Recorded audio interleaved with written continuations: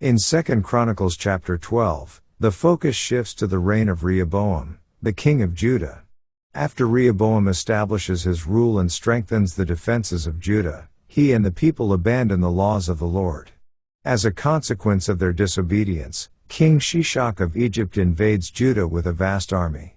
Shishak captures Jerusalem and seizes the treasures from the temple and the royal palace, signaling the judgment of God upon Rehoboam and the people for their unfaithfulness.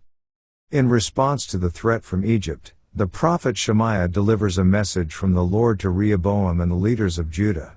The message emphasizes that the invasion is a direct result of their departure from God's ways. However, the Lord also expresses mercy and grace, stating that Jerusalem will not be utterly destroyed due to Rehoboam's repentant response.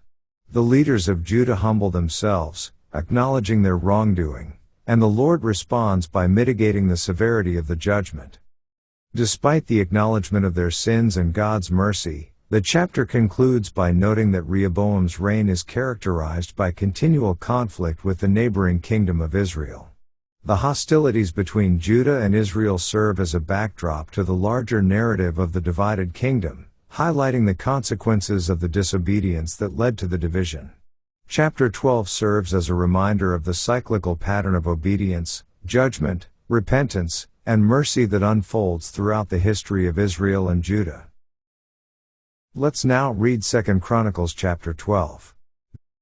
And it came to pass, when Rehoboam had established the kingdom, and had strengthened himself, he forsook the law of the Lord, and all Israel with him. And it came to pass, that in the 5th year of King Rehoboam, Shishak king of Egypt came up against Jerusalem, because they had transgressed against the Lord. With 1,200 chariots, and 70,000 horsemen, and the people were without number that came with him out of Egypt, the Lubims, the Sukkiims, and the Ethiopians.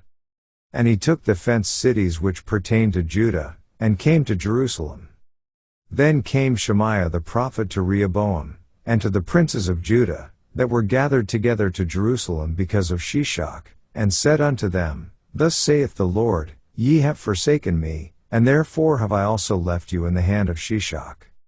Whereupon the princes of Israel and the king humbled themselves, and they said, The Lord is righteous. And when the Lord saw that they humbled themselves, the word of the Lord came to Shemaiah, saying, They have humbled themselves, therefore I will not destroy them, but I will grant them some deliverance, and my wrath shall not be poured out upon Jerusalem by the hand of Shishak. Nevertheless they shall be his servants, that they may know my service, and the service of the kingdoms of the countries. So Shishak king of Egypt came up against Jerusalem, and took away the treasures of the house of the Lord, and the treasures of the king's house. He took all, he carried away also the shields of gold which Solomon had made. Instead of which King Rehoboam made shields of brass, and committed them to the hands of the chief of the guard, that kept the entrance of the king's house. And when the king entered into the house of the Lord, the guard came and fetched them, and brought them again into the guard chamber. And when he humbled himself, the wrath of the Lord turned from him, that he would not destroy him altogether, and also in Judah things went well.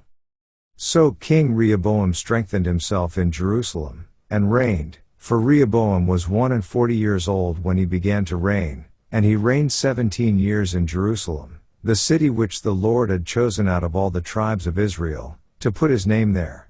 And his mother's name was Naamah an Ammonitess. And he did evil, because he prepared not his heart to seek the Lord. Now the acts of Rehoboam, first and last, are they not written in the book of Shemaiah the prophet, and of Iddo the seer concerning genealogies? And there were wars between Rehoboam and Jeroboam continually.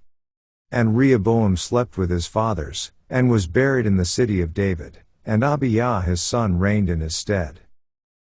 This ends our reading of 2 Chronicles chapter 12.